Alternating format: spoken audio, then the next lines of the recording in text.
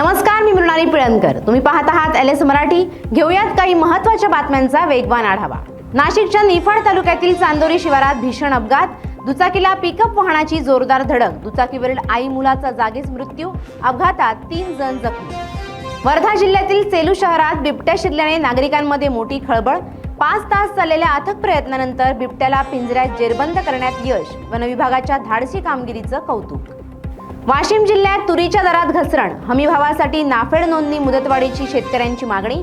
मुदत वाढवून 31 मार्च 2026 पर्यंत करण्यात यावी अशी शेतकऱ्यांची विनंती. रत्नागिरीत बदललेल्या वातावरणामुळे आंबा उत्पादक शेतकरी संकटात. मध्येच पडलेला पाऊस, ढगाळ वातावरण आणि अचानक धुकं वाढल्याने आंब्यावर बुरशीजन्य रोग वाढले. मोहर काळा पडला. झालेल्या फळधारणेचीही गळती.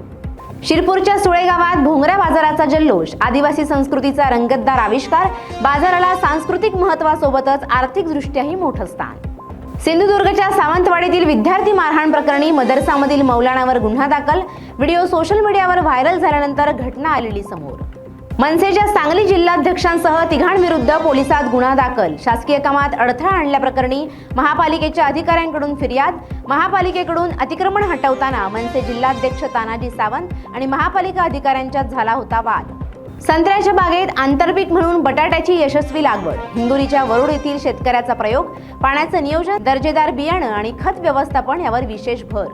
वर्धा जिल्ह्यातील कारंजा घाडगे येथे किराणा दुकान फोडून चोरी करणाऱ्या आरोपीला अटक. कारवाईत चोरीला गेलेला मुद्देमाल जप्त. मिशन जिंतूर अंतर्गत गडचिरोलीच्या 20 विद्यार्थ्यांनी अनुभवली मुंबईची हवाई सफर. विद्यार्थ्यांनी घेतली मुख्य सचिव राजेश अग्रवाल यांच्या निवासस्थानी जाऊन भेट. या होत्या आताच्या घडीच्या काही महत्त्वाच्या बातम्या. अशाच महत्त्वाच्या बातम्यांसाठी पाहत रहा LS मराठी.